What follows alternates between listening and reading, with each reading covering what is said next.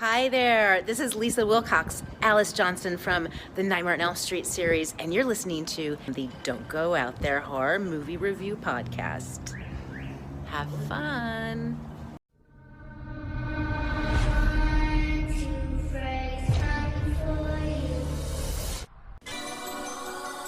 In a world where zombies, ghosts, serial killers, and vampires all exist, it's Nico, Brian, Mike, and Dustin, and they are all that stand between you and the films that could end the world.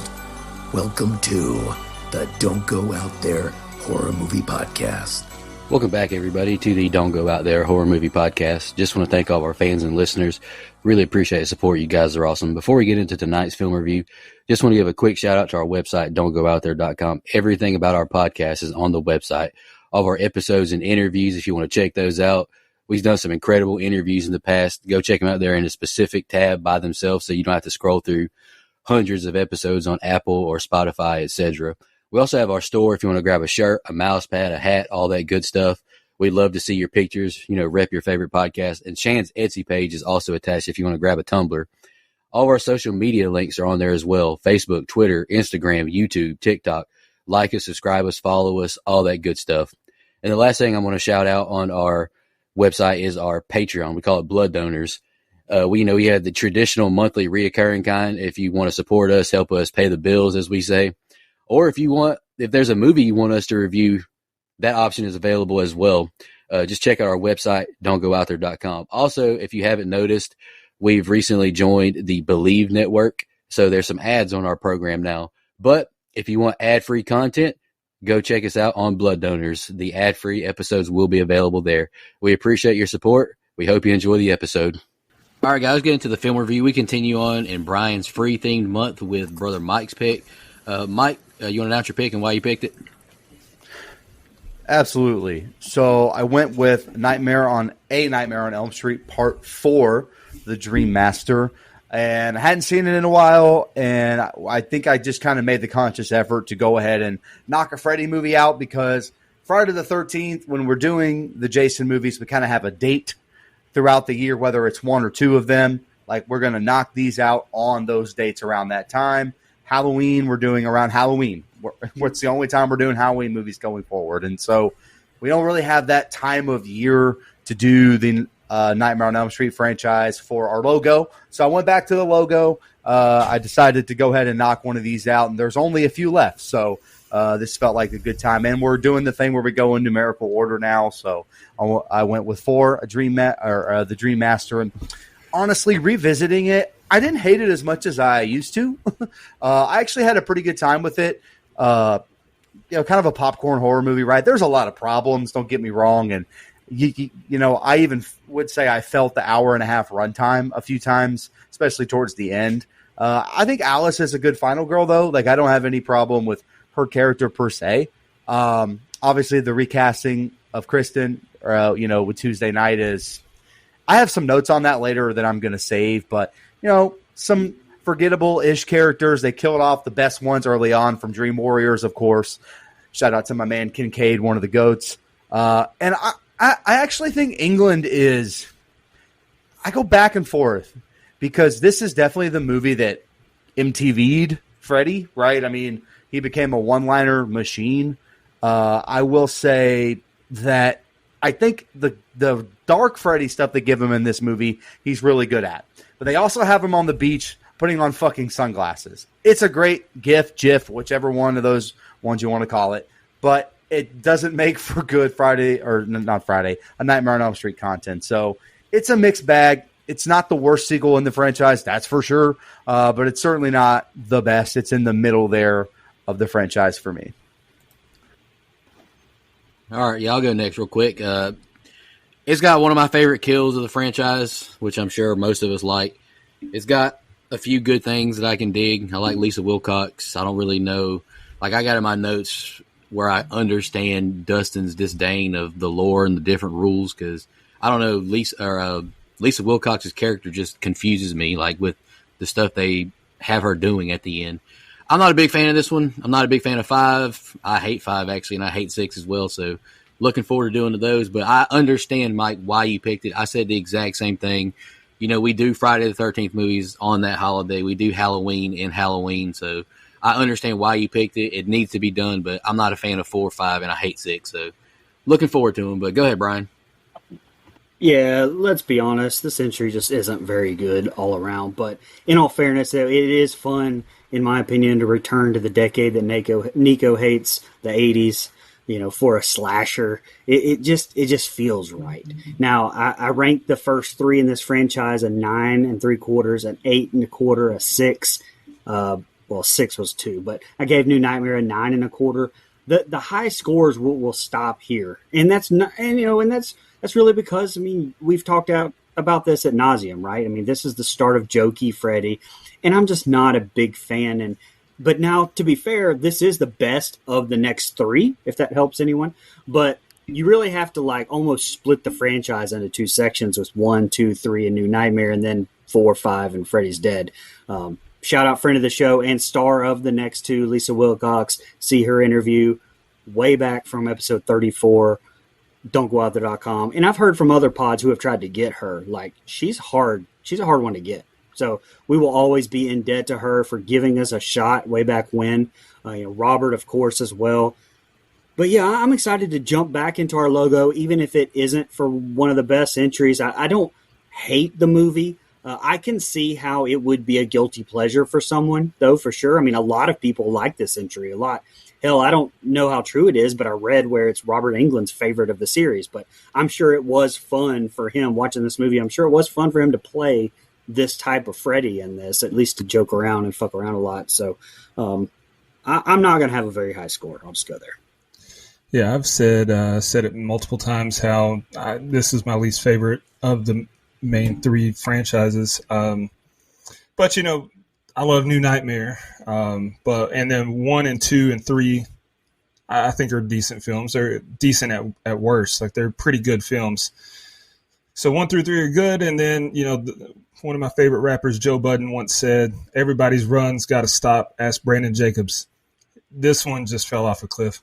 I do understand why Robert would love this one because it gives Freddy much more personality and many more memorable lines. Kind of catapulted him into a jokester and probably endeared him to a lot of people. My beef with the franchise, as Nico said, has always been like, it just doesn't make sense. Like, you can if you can explain it, then I'm on board with it, no matter how crazy it is. It just doesn't make sense. Like, the rules constantly changing. And then Alice just, I absorbed all these powers. Now I can, okay. And then, Freddy going out like a punk at the end, like that's all it took. Okay.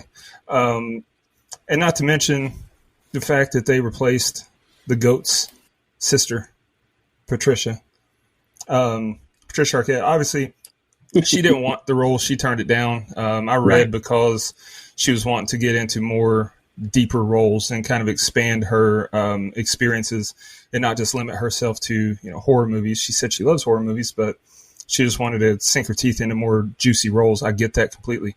And I promise that's not my David Arquette connection. We'll get there. I just don't think it's a good movie, though.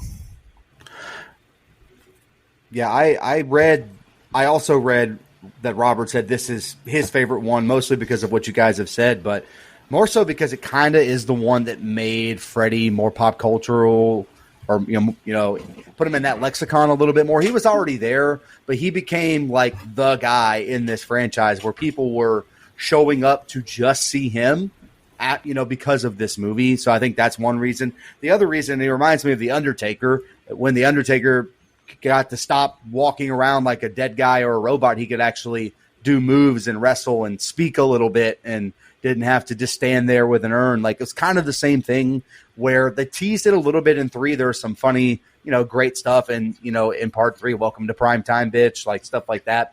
4, he's just a one-liner machine.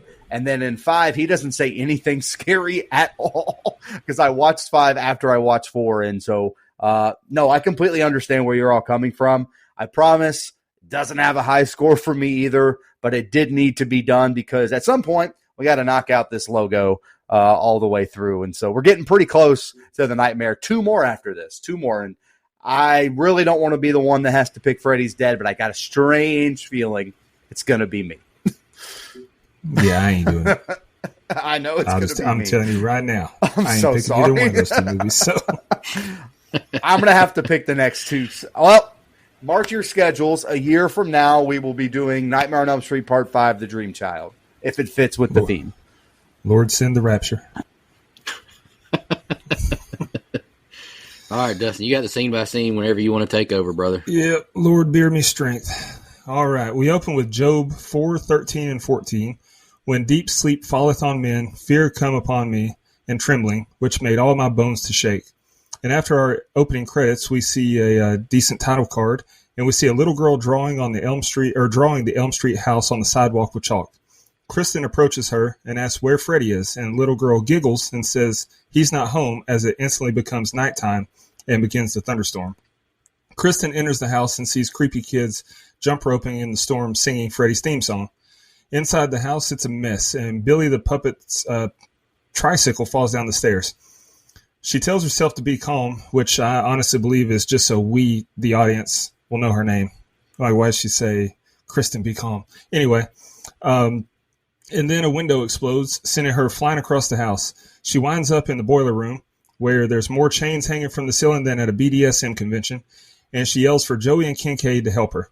Kincaid hears the call for help, but forgets he got his chair from Roman Pierce. Ejectocito, cuz. He goes flying through a wall and ends up in the boiler room with Kristen. Oh, and Joey appears there too. Kristen tells him Freddy is there. She can sense it, but they assure her he's dead. She has her doubts and then gets bitten by the dog, which wakes all of them up. And in Awakeland, the dog has blood on his chin, and Kristen is missing a chunk of her arm, but decides it's not bad enough to get out of bed. She goes to pick up Rick later, and Rick and Alice, and take them to school. And we see their dad is not exactly friendly. At school, they meet up with Deb, and Alice fawns over Dan Jordan. Deb goes to ask Sheila for help with Trig, and it's the perfect opportunity for some terrible dialogue with the jock. At her locker, Kristen is met by Kincaid and Joey, and they tell her to give it a rest, and they all head to class, and we see glowing Freddy claw marks on the lockers. Go ahead. So Tuesday Night actually performed the theme song here, which I absolutely love. And although I do like Tuesday, I just have to reiterate what Dustin said. I hate that they had to recast Kristen. You know, from what I can remember about the Never Sleep Again documentary, which is a fantastic watch, by the way, it's just long. But some say it was a salary dispute with Patricia. And like Dustin mentioned, I think, he said that she just wanted to do other things. I heard that as well. But either way, she is brutally missed. And speaking of salary, though, fun fact, I tried to get Tuesday Night on the show back in 2021, and she wanted $500. So just fun fact there. Something else, though, from that documentary is a lot of the cast talked about alleged fling between Knight and director Rennie Harlan, which he denies, but a lot of the cast on that documentary talked about their jealousy of Knight getting so much special treatment because of that. So take that as you will. I won't just innuendo. So anyway, about the set of scenes. So maybe I'm trying to make too much sense of this, but Dustin's right. What the actual fuck is going on here? And I say that a lot throughout. We got Kristen manifesting Nancy's house for some reason. And if Freddy's dead, then is it Kristen actually doing all of this? Or is Freddy really not dead? He just finally has enough power to come back. And, I don't know. That's what I'm going with, I guess. I did love the effect with the glass shattering, blowing Kristen into the basement, which apparently is, you said BDSM, same thing. It's a Hellraiser basement now with all these damn chains. And, how did the dog get sucked in too? And by the way, you can't just bite people, dog. You have to quarantine the dog for 3 days to make sure he doesn't have rabies. It's a whole thing. So good luck to them with that and getting that stain out of the white sheet that you just wrapped around your arm. So hate that. Hate somebody has to watch that shit. No wonder her mom's in a bad mood all the time. One of the favorite things of 80s movies is 20-something-year-olds being at school, and the school is just full of the stereotypes of every group. Was this the way the 80s really was? I don't know. Before you say anything, I wasn't in high school. I was 5, so fuck you, Mike. And by the way, I'm completely fine with the stereotype thing in movies. I mean, they're stereotypes for a reason. And the last thing, I just love the line, "You're sucking on the wrong nozzle." That shit cracked me up. No, go ahead. Well, okay, fine. I'll move that line from my notes. I'm sorry. So I actually like this opening, title or this opening quote card to start here.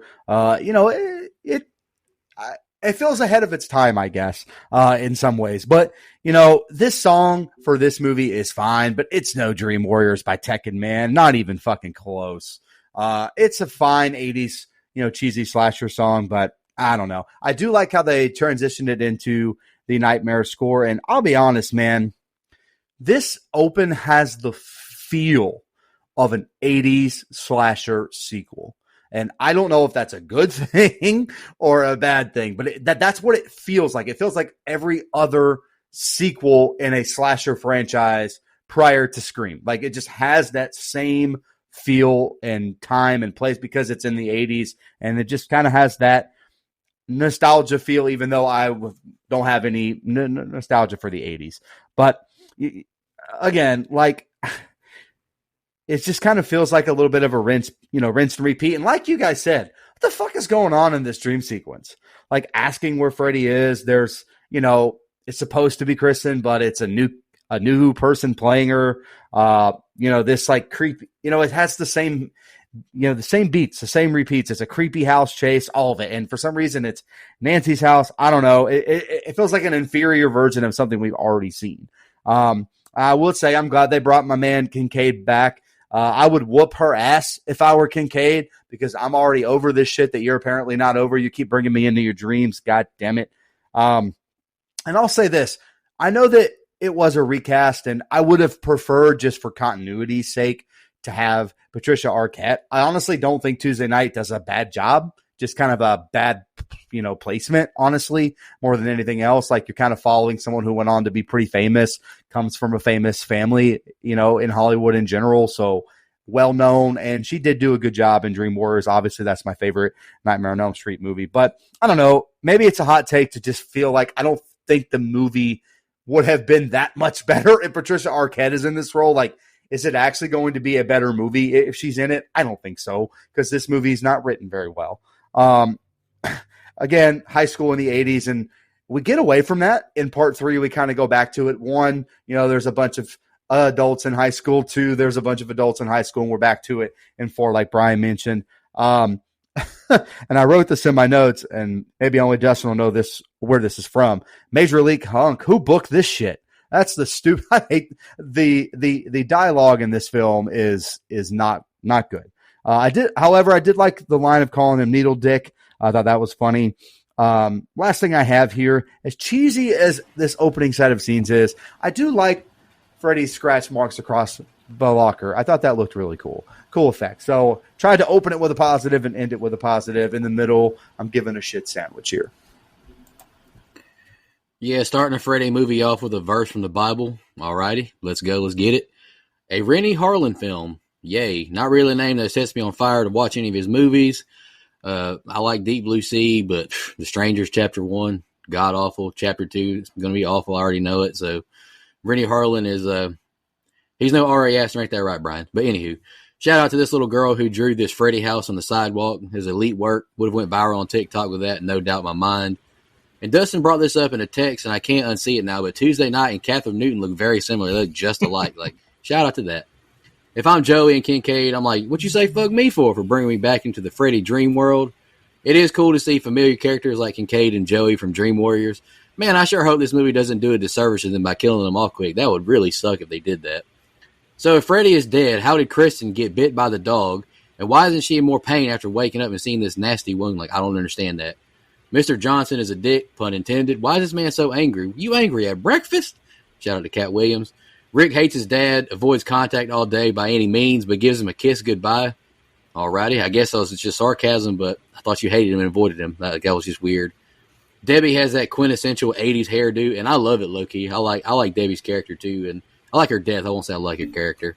Sheila, played by Toy Newkirk, is a fun character. I've seen her in interviews, and she seems like such a nice lady. Like, she did an interview with Dead Meat a while back at a con, and she just seems like a pleasant person.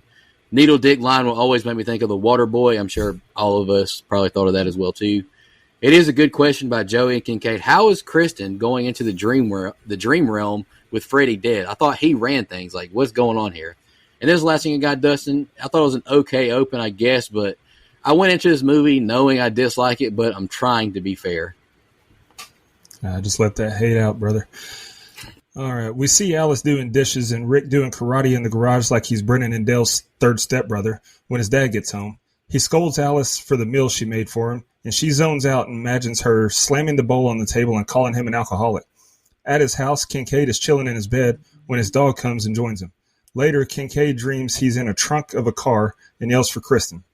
He goes to see what his dog is digging at, and the dog barks at him before pissing fire.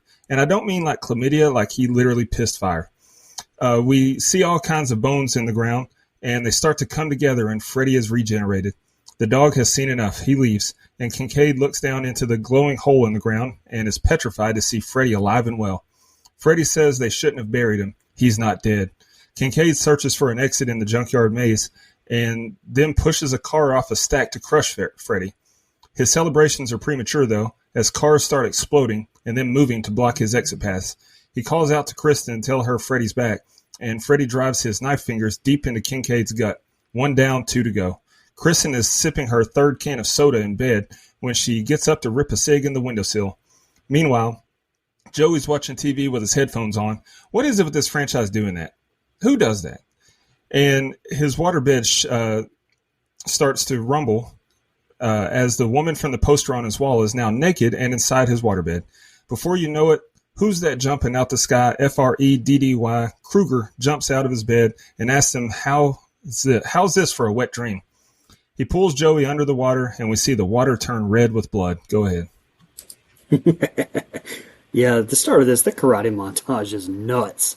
If he met Randy Jackson, he'd definitely get him to sign his ninja sword.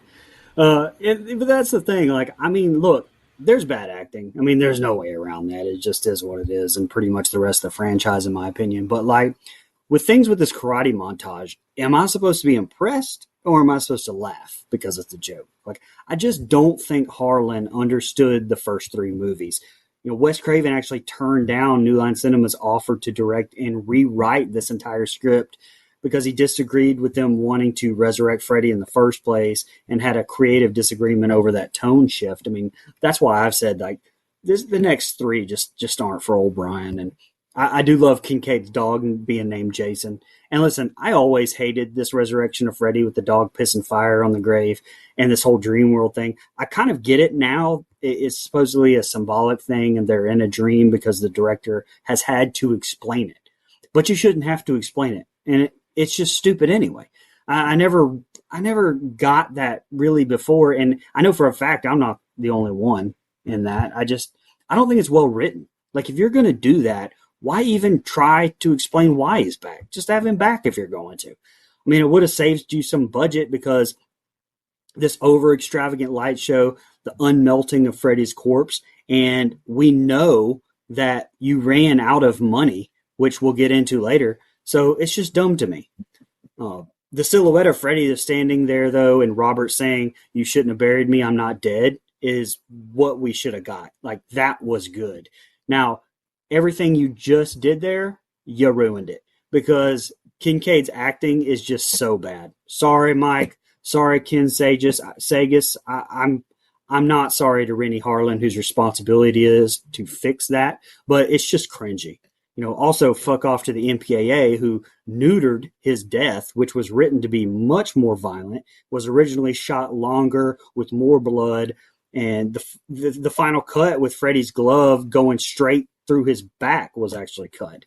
But fucking MPAA. Now, the line, "I'll see you in hell," and then "Tell him Freddy sent you," is a great fucking line. I loved that. And they cut that, but we can get tits here with with Joey's death, which, I mean, yeah, me saying this is my favorite death is over that Roach Motel is probably going to sound perverted, but it's only because every time that when I was younger that I would sleep on someone's waterbed when I was younger, like that is what I always thought of as this scene. And I meant being sucked in and killed, not necessarily the naked women, but hey, I was young. Maybe I did too. But also shout out Hope Marie Carlton because, yeah, shout out to her. The movie starts to go downhill for me, but this set of scenes at least ends on a good note. How's this for a wet dream? Loved it. Okay. At the time, karate or kung fu, whatever the fuck, was sweeping pop culture. So it's all over this movie, and I fucking hate it, man. Like, it is, I know we're like doing it here, so later on in the movie, spoiler, he dies, and he dies via kung fu or whatever the fuck. So, okay, I don't know. I actually do like these visions that Alice is having about, going off on her dad because her dad's a fucking asshole. I wish they were real. Man, I just completely disagree with you here, Brian, about Kincaid. To me, he's one of the more memorable characters from Nightmare on Elm Street 3, and I love the way he says, motherfucker. I love it. I think it's great. Makes me laugh. And this is where the movie already starts to fall off the rails. It was wobbling, right? Like, if you're riding a bike, it had a little squeaky wheel there. This movie's off the fucking rails, man. Like, they brought back Freddy Krueger via dog piss. The fuck out of here, man. Like, to me, that is overthinking this entire franchise. Like, how hard is it to just bring Freddy back and have him kill motherfuckers and make it somewhat decent? Like, this is not a hard, thing to do. I think people overthink this kind of stuff when it comes to slashers. Like, when you have an IP like a Freddy Krueger, even back then, just have him not be dead. He can't die. He's immortal. Like, you can just bring him back. People just want to see Freddy kill people on screen. They don't need to see him fucking being brought back by dog piss. Like, I don't understand that. It's the same as like a Stone Cold Steve Austin. Like, Stone Cold doesn't have to have the best 5-star match of all time. They just want to see him drink beer and flip birds and say, and that's the bottom line. Like, that's all they want. That's it. Okay. So same thing with Freddy. It's absolutely ridiculous. Now, I will say, on a positive note, the effects of the ground opening up, with the hat and glove, that stuff looks great. It's just how we got there. Just have that happen, but no dog piss. Like, I don't understand. Again, if they had just kept England like this, the whole movie, where he's kind of in the shadows, where he's covered up, it's still that darker Freddy, with a little bit of a fun one-liner here and there, we'll be rocking and rolling. Like, it wouldn't be a great movie, but we would have really good Freddy. And we just don't do that here. I think the Kincaid's kill is fine. It's good, and I actually think the waterbed kill is really, really good as well. I think it's fun. It's creative. And at this point, I understand needing to have those creative kills because we're in the fourth movie. So that's what I mean, though. We have Freddy creatively killing people. You don't need a whole lot more story than that. And I understand if you need a movie to have more story, I do. But for this particular franchise, I don't know if you have to overcomplicate it. Like, Dream Warriors had a little bit of story, but let's be honest. They brought back Nancy because of the first one, but the story is really good. But Freddy is great in that movie. And I think that's really what kind of, and Nancy as well. Like, I feel like that ties it together. Last thing I had here, there was a lot of product placement in this movie, but more so in particular by MTV. I don't know if they were able, what the laws were back then from a copyright standpoint, but were they able to just say MTV like that, or did they have to pay? I don't know. Anyway, that's all I had. Rick, the Kung Fu Master, all we're doing now is just setting up how our forgettable characters are going to die later on. Dad is rude again, but I laughed at his rabbit impression he did. And here's the thing, man. If you're not happy with what dinner was prepared, go make something yourself or go buy you a burger. Hit a drive-thru, prick. I can't believe this movie is about to kill off Kincaid first. He was one of the most beloved characters from Dream Warriors. Like, I'm not going to disagree with the acting being bad, but he still is like a fan favorite so far. Freddy being resurrected by a dog peeing on his grave is certainly a choice. What's in this dog's piss? But I did see something online where Robert Englund referred to it being likened to a hellhound, but meh, whatever. Not good enough for me. Now the damn dog going to dip and leave Kincaid to fight on his own. What happened to the dog being a man's best friend? What the hell happened here? Kincaid crushing Freddy with a car, then saying, "Take that, motherfucker," was awesome. But he should know better. He's a veteran. He's at a huge disadvantage in the dream world. I hate he dies first, but him being killed off in the junkyard I thought was a nice touch. It's a nice little full circle moment. In the real world, where's the blood at, though? What happens in dream world is supposed to show in the real world. Like, where are his wounds at? I don't understand. This movie isn't wasting any time killing off his Dream Warriors character, is it? Joey gets hit with a dad joke that I know Brian loved, but at least he got to see some boobies before he went out. Well, yeah, this is the last thing I got to, Dustin. A couple of kills to keep the movie going, even though it killed off our familiar characters from Dream Warriors. Alice is looking at her fish tank and then some pictures on her wall when Rick comes to join her. She says if their mom was still alive, their dad wouldn't treat them the way he does. He tells her to fight back and shows her some sick karate moves. Just an awful and cringe scene all around, topped off by her kicking off her shoes into the fish tank. Over at his house, Joey's mom comes to pick up his laundry and is mortified to see his dead body floating in his waterbed. We cut to Kristen, who's ripping another cig outside school, and she tells Alice she hadn't seen Joey or Kincaid. They discuss how bad nightmares suck, and Alice tells her about the dream monster. It's a rhyme. Just have to dream about someplace fun. Remember, you're in control. Lady, that didn't rhyme at all. Kristen goes to class, and when she sees Joey and Kincaid's empty desk, she immediately jumps to the conclusion that Freddy has killed them and then knocks herself out by throwing herself into a wall.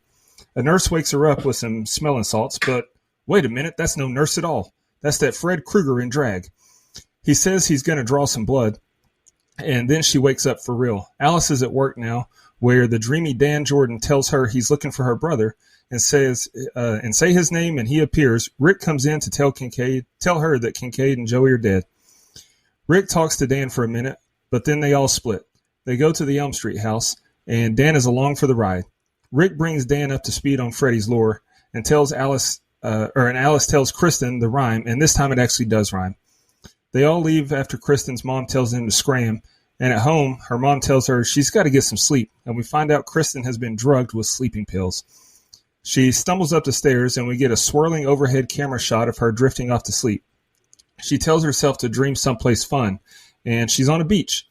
She sees the little girl from the sidewalk in the opening, building a sandcastle, and then a dorsal fin cuts through the water up through the sandcastle. But that's no fin, it's Freddy's glove. He throws on some shades as he sinks into the sand, or as she sinks into the sand and falls into the Elm Street house. Freddy meets her in the boiler room. As she has her nightmare, Alice tosses and turns and then joins her in the boiling room. Freddy tosses Kristen into the furnace, and then her power is transported through Freddy's chest into Alice. Once she wakes up, her and Rick head to Kristen's, where they find her on fire in bed. And we see Kincaid's and Kristen's graves right next to the Thompsons' graves. Must be the only graveyard in town and the only one in history that buries people based on when and how they died. Go ahead. Okay, so at the start of this, I kind of always thought that the relationship was it's just between Rick and Alice was just bizarre. I mean, yeah, the acting is bad, but the dynamic is just weird. Harlan did explain it as they were twins, which, okay, I can buy that a little more, but who knew that they were even twins? And I mean, again, when you have to explain your own fucking movie. Anyway, it took Danny LaRusso a lot more time to learn karate than it did Alice, by the way. Then we jump to Joey being found, which should have been before the last scene. And then we jump back to Alice and Kristen. I mean, the movie is just cut terribly. It jumps everywhere. And so Kristen is the last of the original Elm Street kids. Have we ever talked about why Freddy doesn't ever go after the actual parents that killed him too? I mean, like, after their kids, it just kind of seems like they get a pass in a way with him. I mean, I don't know. Maybe he's just diabolical. He's a pedophile in the original script. Well, that's not what I mean. I mean, like, they killed him. So he's getting revenge on them by killing his kids, or killing their kids, which does suck. But then why, once he's done with that, doesn't he just go after the parents? Because most of them are still kicking. I don't know. Regardless, the sit and talk with Alice, I thought was pretty awful. I mean, it just is. Plus Alice literally helps Kristen with nothing. No help at all. Hence, this is rendered pointless then, totally. And hey, fun fact, Ellie Cornell, also friend of the show, interview, don'tgooutthere.com, auditioned for the role of Alice. Definitely caught the Crave-In Easter egg being the name of the diner for sure. But Dan is like a jock. I mean, there's no real connection to anyone at the diner. He's with a buddy, but when they're at Nancy's old house, Dan is just suddenly there now, and And when they were leaving, I wrote, hold up. Did Rick really just call shotgun in a truck where there is no back seat? Does he even know how that works? What are we doing in this movie here?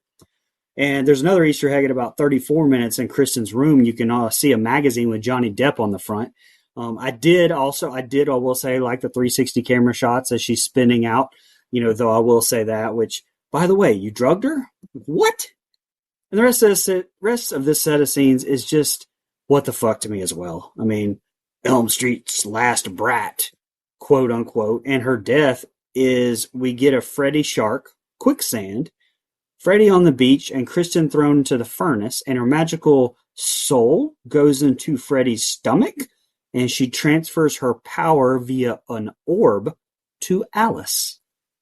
Get the fuck out of here with this shit. The movie to me is over as far as I'm concerned at this point. Awful set of scenes to me. I will say every time Nico posts pictures, how can I put this? Pictures of his steaks cooked on his grill. Definitely not calling them meat pics.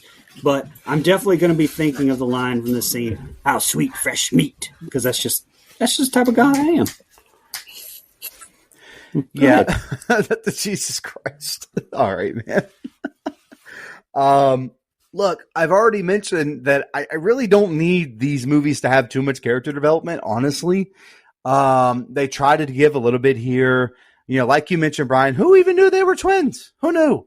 And also, they just kind of plop this thing in here about their mom being dead. They don't expound on it any further, how it affects them. It's just kind of there. I don't know. Just don't know if it's necessary. I think they're trying to flesh out the characters a little bit, but with an hour and a half runtime and a fun slasher, don't really need that stuff, in my opinion. There's some stuff in here that I actually like. Wilcox as Alice, right? I mean, I am kind of glad they switched her to being the main final girl because you did have to replace Patricia Arquette. So I felt like that made a lot of sense to kill off Kristen in this movie, even though I'm going to be a hypocrite. I complained about that in Halloween 5. We'll say that when we cover Halloween 5. I'm not going to get into it today. But here's the problem. This is where Freddy becomes a full-on one-liner machine, just spitting them out like a fucking slot machine, man. Now draw some blood. Like, all right, man. Like, it's just, God. I do like that they take a little bit of time to make Kincaid and Joey's death feel important. At least to some people, that makes their deaths have some stakes.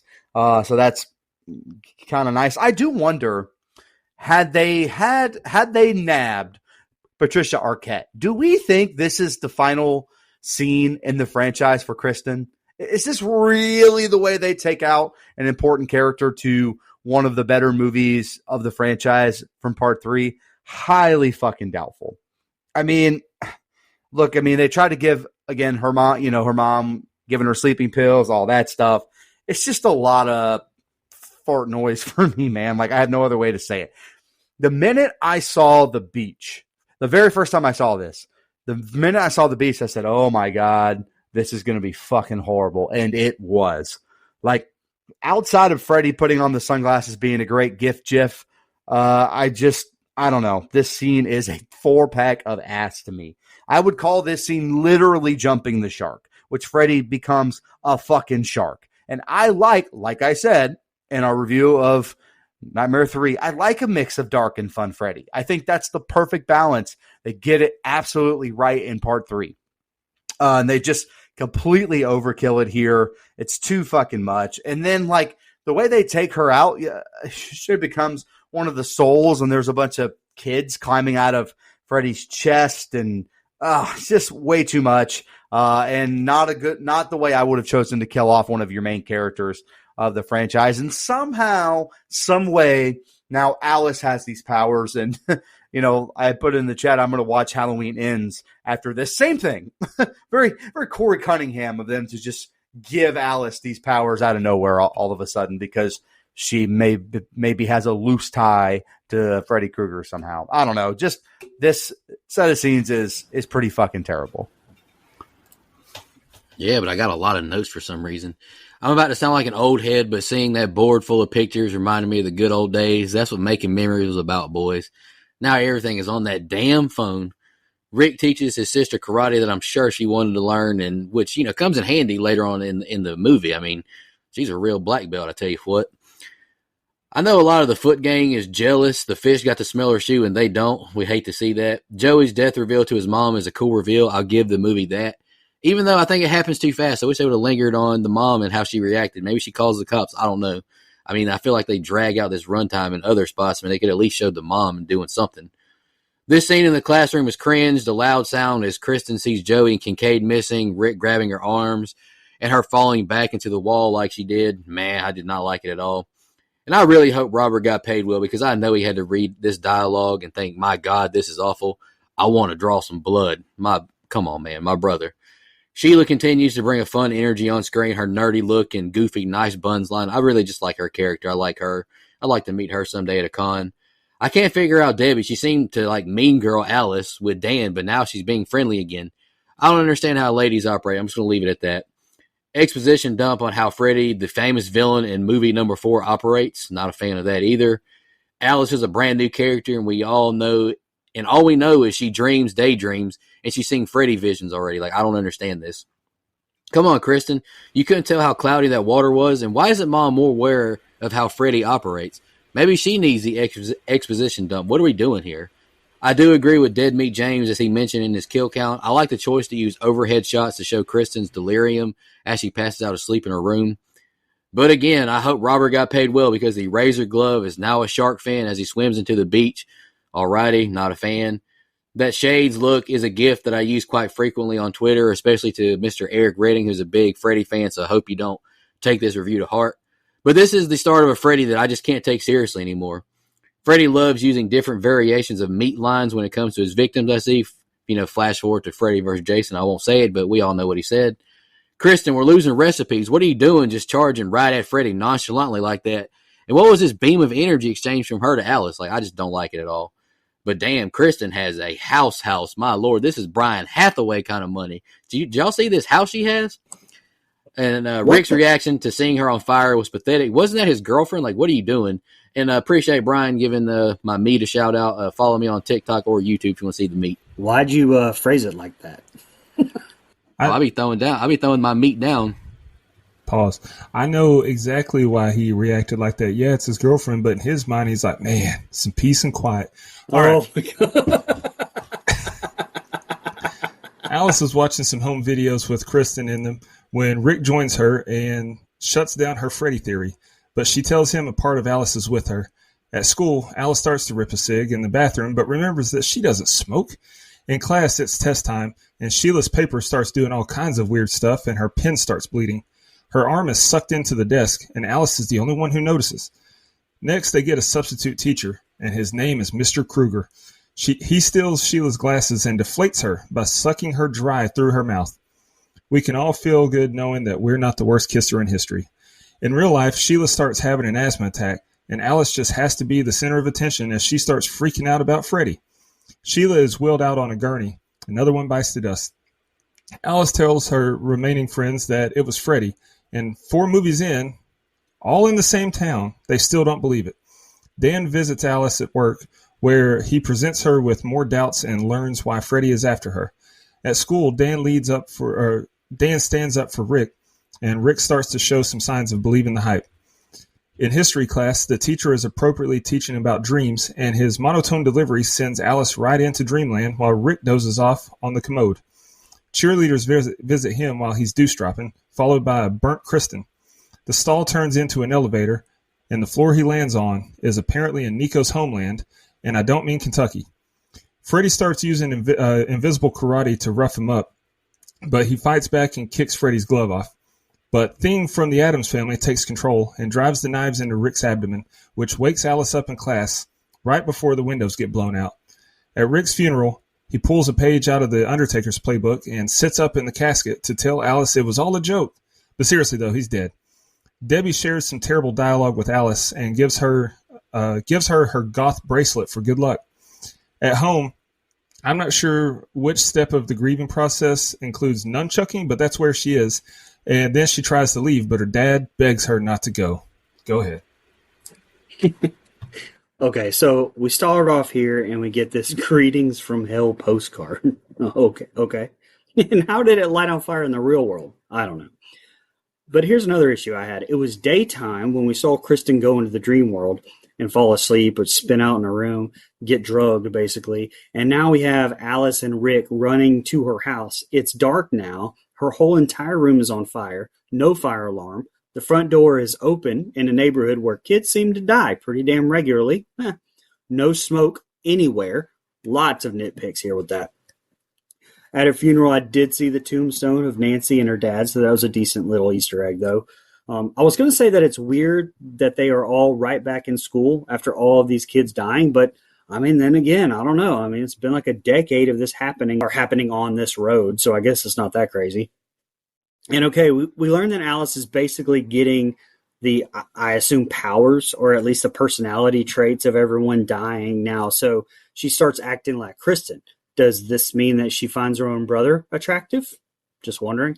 I do understand, though, that Freddy is now using Alice like a feeder system for more kills.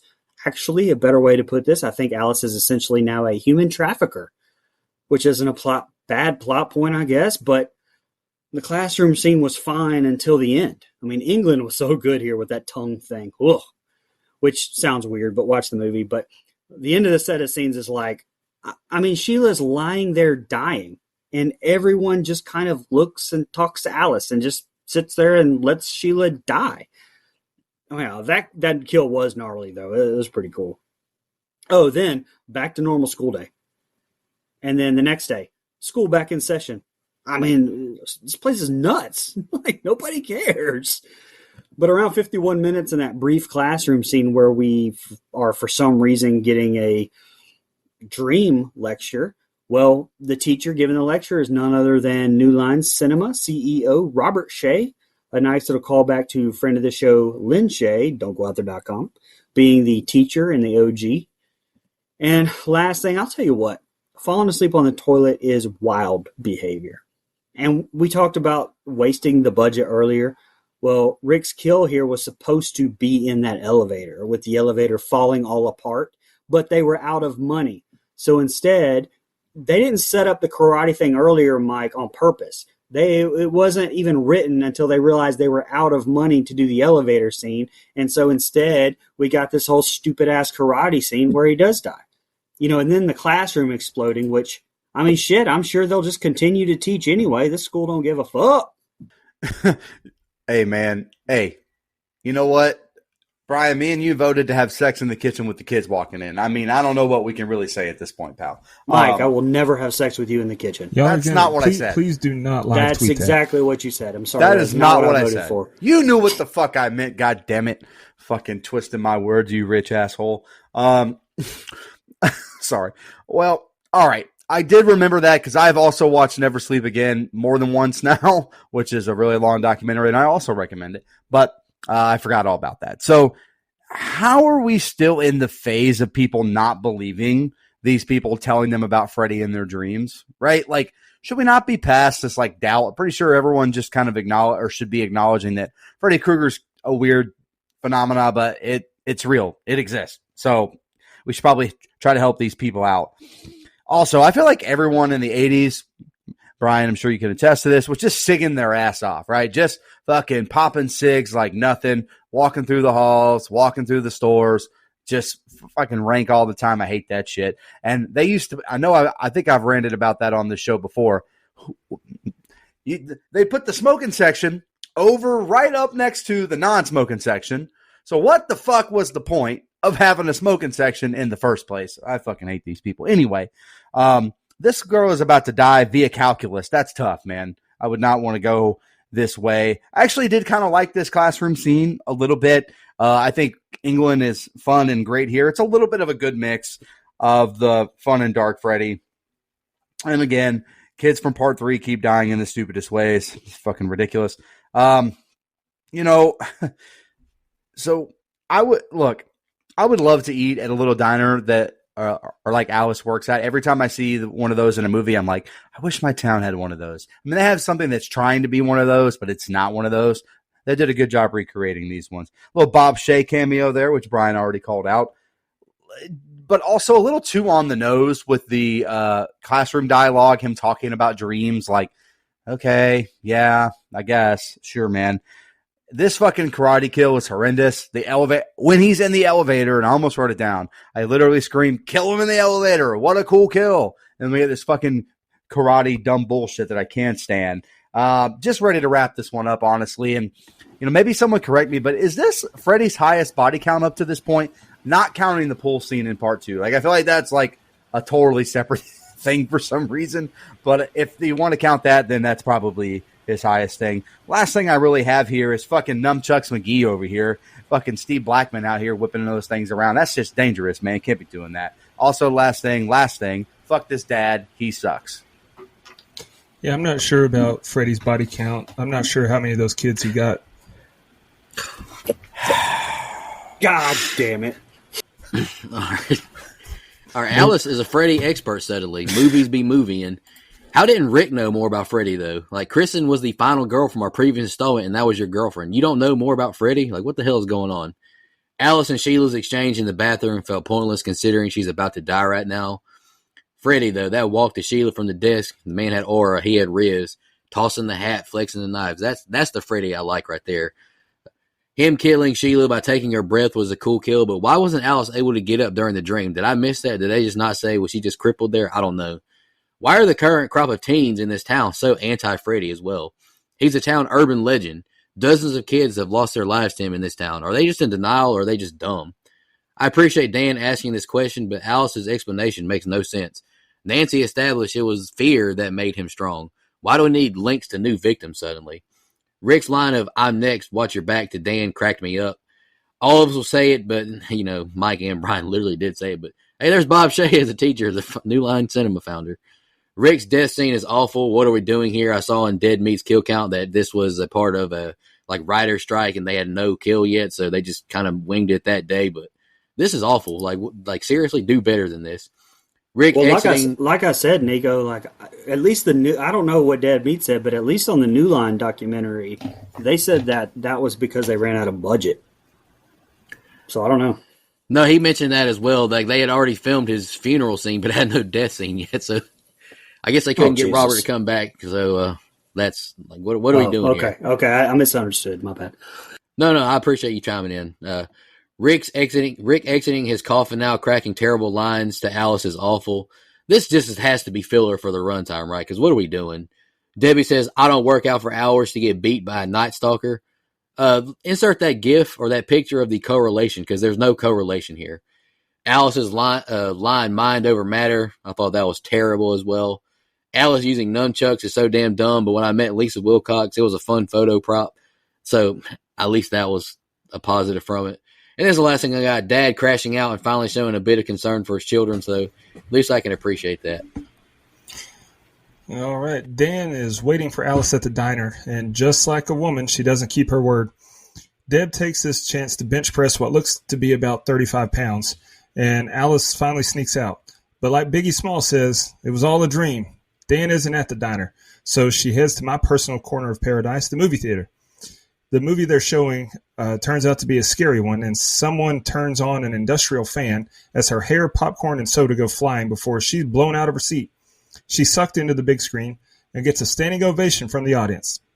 She's in the diner now, and an old lady version of herself tries to take her order before Freddy pops a squat beside her. Old Alice brings a pizza, and the meatballs are the heads of her dead friends. He wants more, and the doors of the diner fly open, revealing Deb doing her workout. Fred wakes Alice up, and she's missing a shoe from the windstorm in the theater. She rushes out, and Dan, like a real simp, is still waiting at the diner.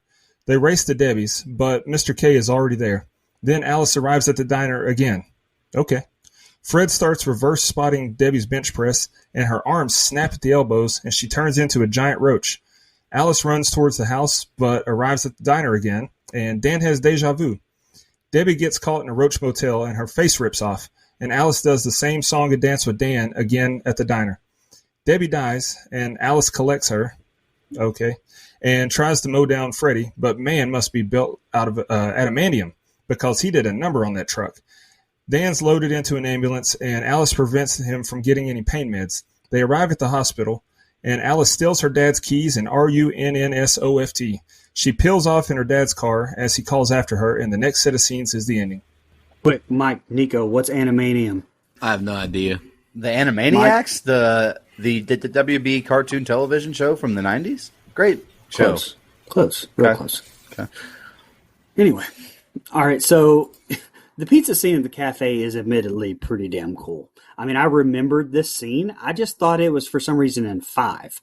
So, wow, there really is nothing redeemable about 5, is there? Jesus Christ. But stabbing little meatball Rick was fucking cool and gross when he ate it. And setting up the whole Debbie thing, which, speaking of, can we talk about Brooke Thesis' Debbie? I mean, look, talk about zero character development here. I mean, she hasn't even been one of the friend group. Like, all we literally know about her is that she works out. And it's really funny you said that, Dustin, because I wrote that she's supposed to be this power lifter, but we have her, like, lifting tins on the bar. Like, I mean, we couldn't have put some bigger fake weights on there. It's crazy. But listen, that song she's listening to when she does work out is a banger. Like, this movie does have great soundtrack. I will definitely say that. And look, it's been years. I haven't re-listened to the Lisa Wilcox interview in a long time. I know we discussed the Roach Motel kill, I think, at some point with someone.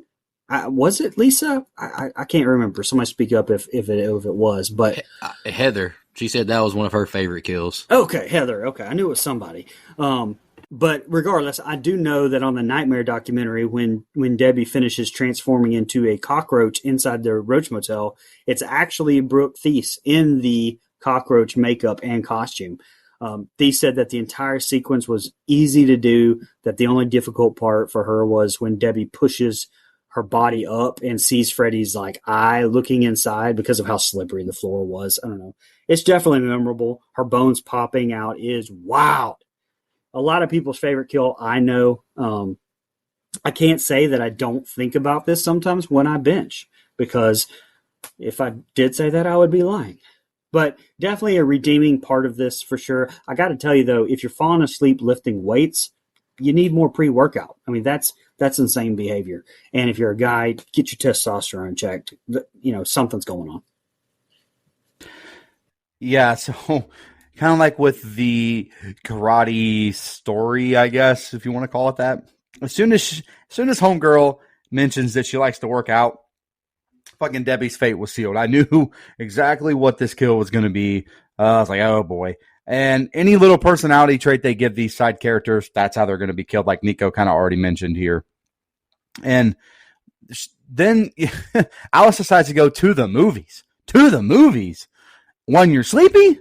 Come on, dog. That's not going to get it done. That's a bad idea. Now, when you're not sleepy, great place, like Dustin mentioned. But when you're half asleep as it is, man, sounds like a really bad place to go.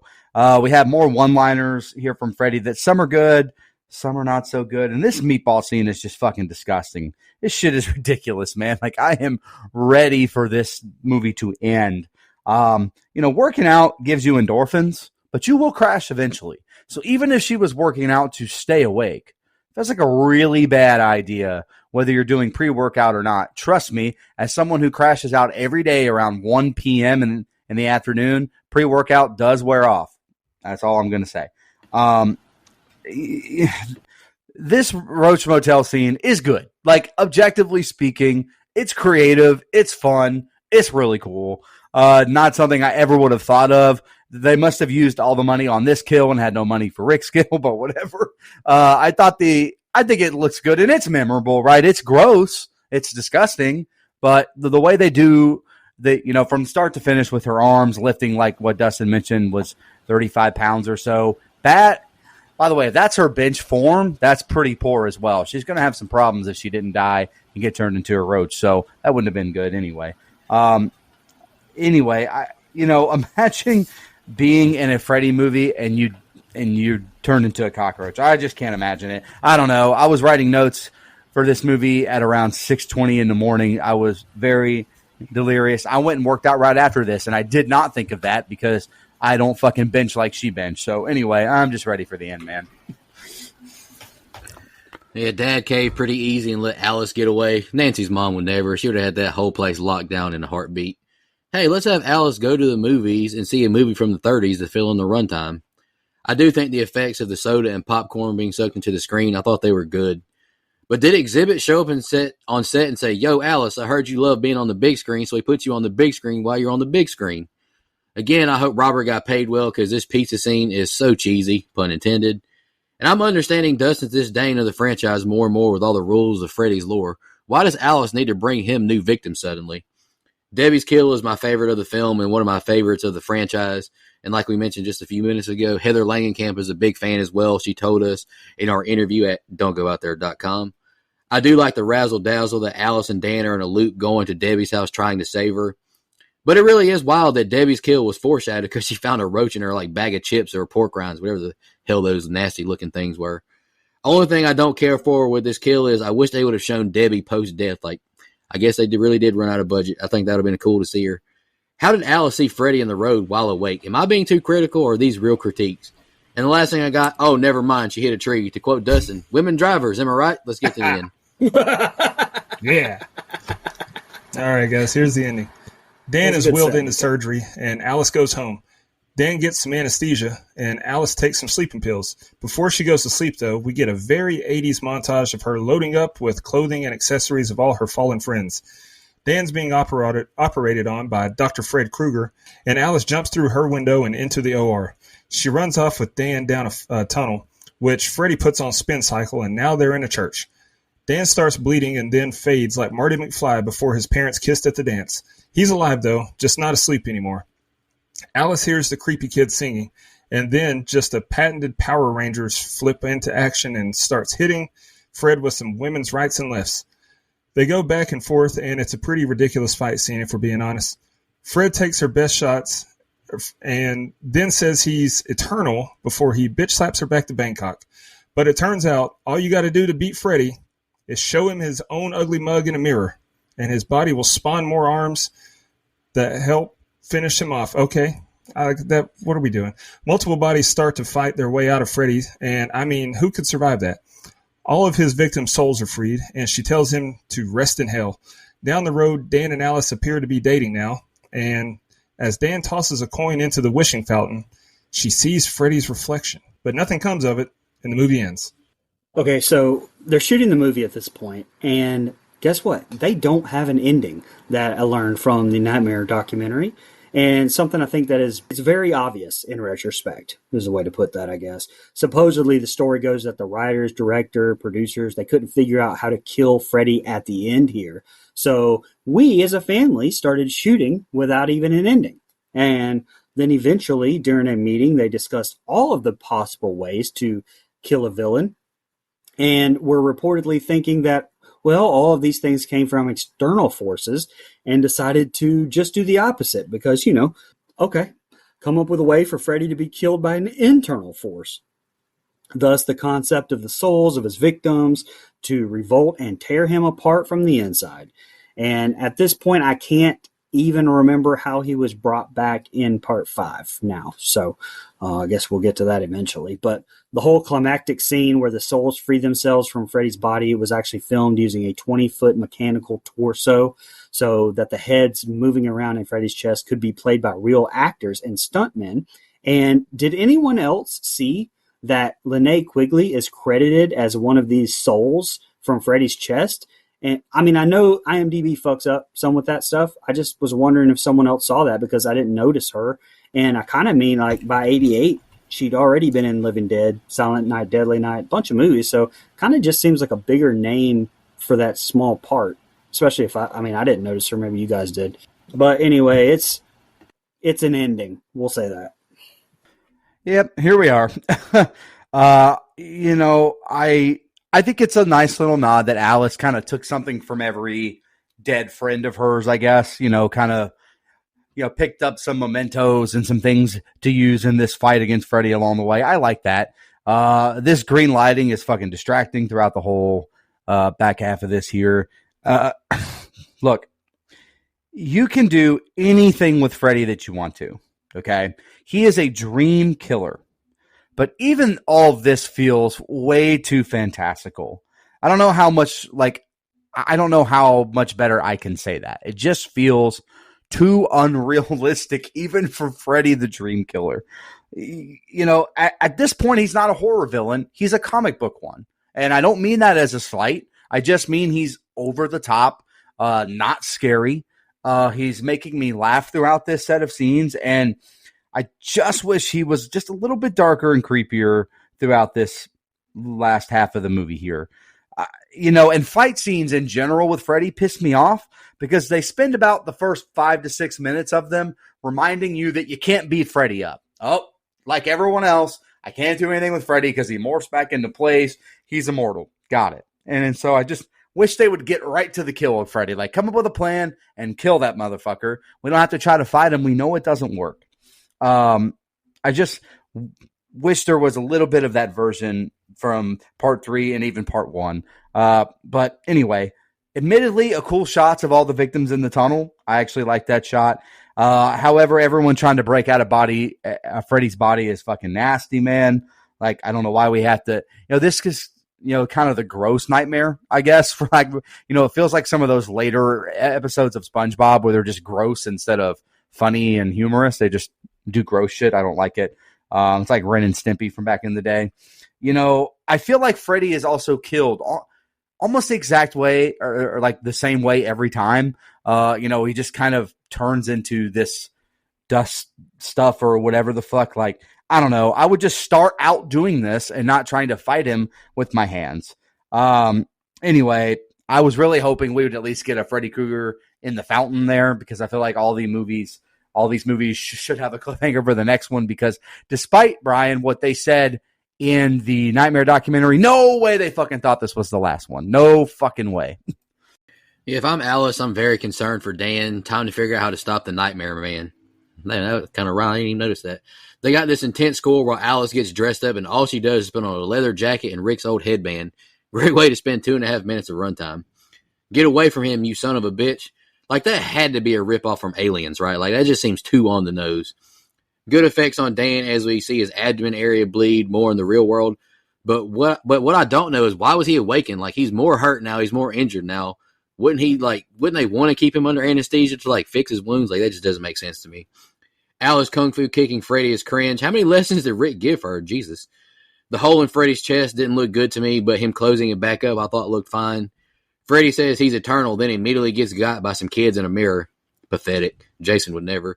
I think the practical effects on Freddy getting attacked by these souls look good, but it makes no sense.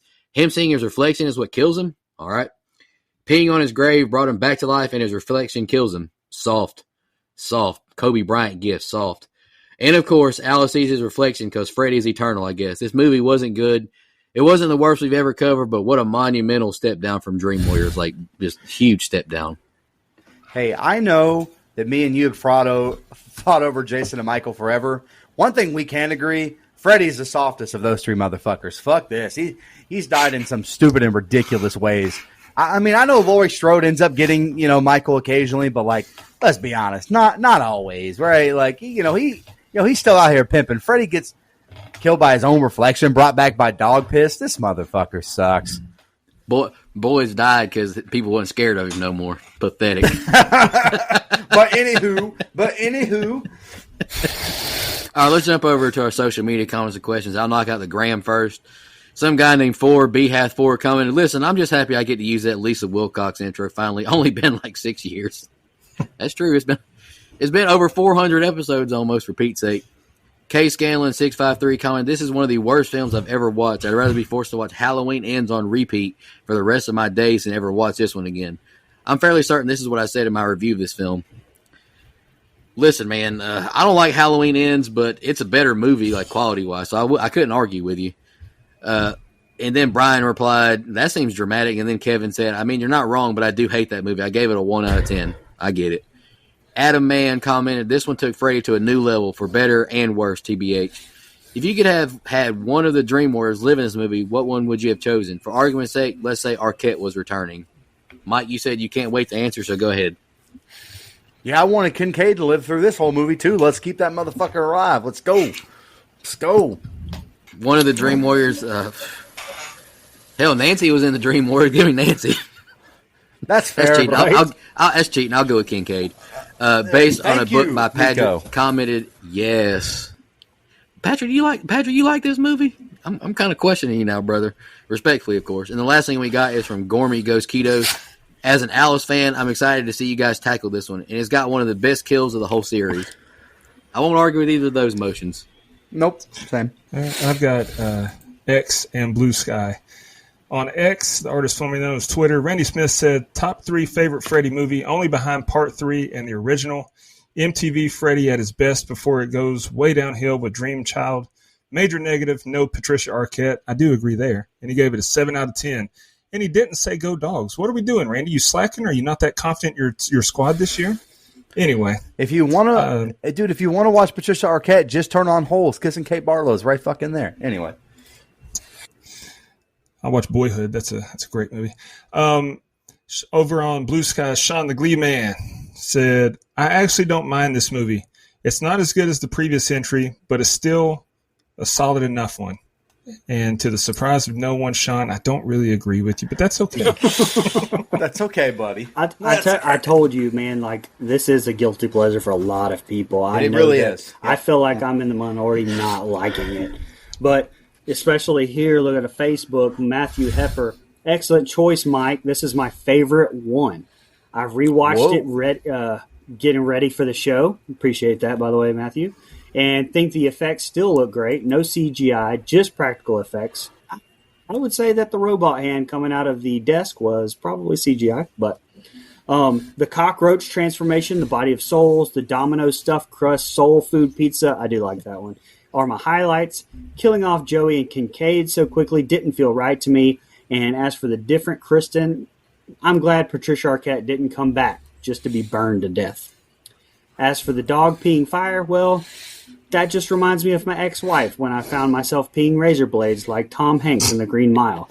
Wow. Jesus Christ. I just knew that she was seeing someone else. Holy shit. My only comfort was knowing that the pubic lice I gave her had been spread to her new partner. Party on, guys. All the best from jolly old England. Dear God. I'm speechless. Leave What it the in. hell is going Leave on? it in. Maybe we. That's fucking great. maybe All the we way should- from England. maybe Leave it we the fuck should- in. Maybe we should read these before. No. No, fuck no. He's rivaling Millhouse as the best commenter we've got now. Cheyenne Turner, first Elm Street I saw in the theater. It was a random Saturday, and my dad took us all neighborhood kids to see it.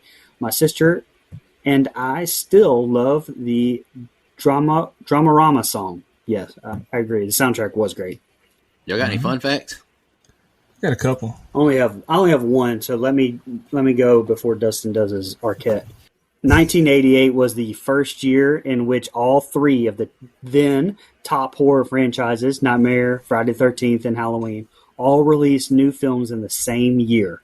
We got The Dream Master, Friday the 13th Part 7, and Halloween 4. Halloween 4, the only good one out of that group. All of which would reach number 1 at the box office that year. Halloween 4, best one out of that, for sure. I read also that this one, never mind, that was Jurassic Park. I was about to say a stat about Jurassic Park. I forgot what show we're doing. Anyway, the diner that Alice worked at was called Crave Inn, I-N-N, as a play on Wes Craven's name. I thought that was kind of clever. It was the highest grossing film of 1988. Great year. And the highest grossing film in the franchise, excluding Freddy vs. Jason. More than 600 actresses auditioned for the role of Alice. I know that casting director was like, God, just the next one. Go. Give it to her. And then the last one I've got, Dwayne Davis. He played the jock. Dwayne Davis played the jock early in the film. You may have recognized him from the great elite football movie called The Program. But he was also in The Hidden with Joseph Whipp, who was in Scream with David Arquette. Nice. Could have had an Cool. easy out, didn't take it. Could have had an easy out. I just want to know, someone named Mike Settle from Greenwood, South Carolina wants to know, how come they didn't just put Alexis Arquette in this movie? Oh, sorry. Anyway. I just want to know what the budget is. That would be cool. I think only Dustin got that. I only think Dustin got that. That's fine. Yeah. So anyway, This movie had a budget of approximately $6.5 million as it grossed $49,369,899 at the domestic box office and was the highest grossing film or slasher film of 1988, ranking 19th among the year's top 50 domestic films. So there you go. All right. Also was the number one film in the world at the time, like you said, as well. Let's jump into our favorite kill, least favorite kill, and the rating. Dustin, you want to kick us off so you can jot the scores down? Yeah, and I'll be honest with you, all this talk about the great kill, I don't know which one y'all talking about. The roach trap? That's not the one I have. I went with Joey, Death by Waterbed. That's a new one. That's Same. cool. That's mine, dude. Least favorite kill was Freddy. Come on, man. That's all it took. Give me a break. I mean, yeah, when I look in the mirror, it makes me want to die too, but good God. And as far as my rating and my final thoughts, it's not good. Cheesy, bad acting, bad writing, bad special effects, and a lame ending. Freddy does have some zingers, though, and it's not the worst movie I've seen. I gave it a 3.75 out of 10. Wow. I'll go next. My favorite kill is the Roach Motel. I'm a big fan of that one. I've liked that one for a long time. Least favorite kill, I got to go with Rick. He's getting beat up by Invisible Freddy. What are we doing here? Man, you can't. The movie made $49 million. You couldn't have found a couple bucks to get Robert to come back for a day job. Goodness. I give this movie a 3.5. I'm even lower than Dustin. I can't believe it. I give 1 point for Alice just because she came on the show and she's really nice in person. 1 point for Robert for coming on the show. The Roach Motel kill, and a half point for the special effects at the end. Otherwise, I think this movie's pretty not good.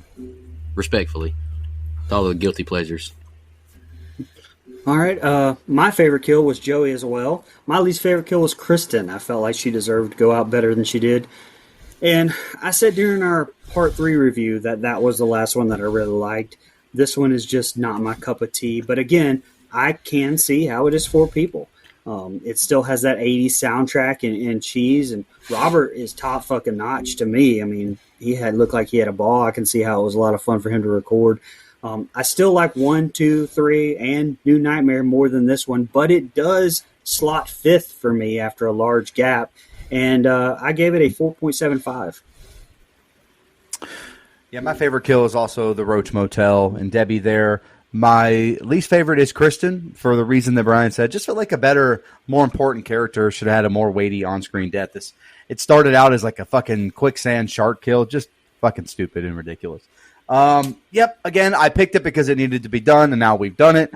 I don't think this movie's very good. I probably don't hate it as much as Dustin and Nico though, because I can have a little bit of fun with it. It's cheesy. It's very 80s horror. You know, that 80s slasher vibe that it definitely nails that aesthetic. But it also nails the aesthetic of being a really bad sequel, like a straight to DVD type sequel, even though it made a shit ton of money for New Line Cinema. And that's why we got the abomination that is Dream Child and the even more of abomination that is Freddy's Dead.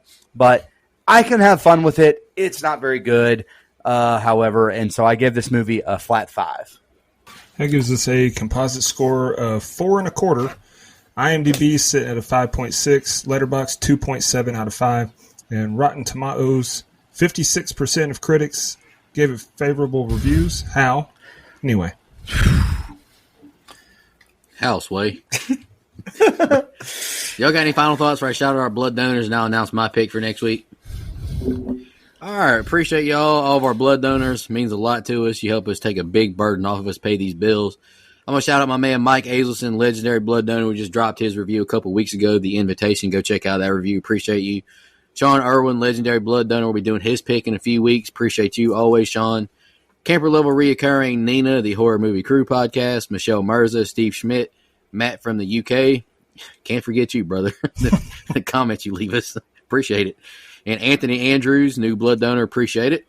Kent Counselor reoccurring Edwin Hernandez Gunn, Joe Swinford, Adrian Aiello, Brian Samick, Andrew Ferguson, Brooke Maley, Heather Superdoc, Jennifer Davis from Too Close to Home Pod, Dana Tucker, Cole McAlexander, Max K, Madison Arzola, and Casey Smith. Really appreciate y'all. Like I said, it helps us pay the bills. None of that goes in our pocket. And we really appreciate it. Next week is my pick. I chose not a 2024 movie, but I chose a 2025 movie for Pete's sake. I love this movie. I've grown to like it more and more with each watch. I think it's just fantastic. I chose 2025 Sinners. I'm really excited Hell- to talk about it and review it. I think it's incredible. Hell yeah, brother! Final thoughts, Overdue, guys. overdue. Sinners has been. I'm we should have been done Sinners. taking a page out of Mike's book. This one's overdue, by God. Final thoughts, guys.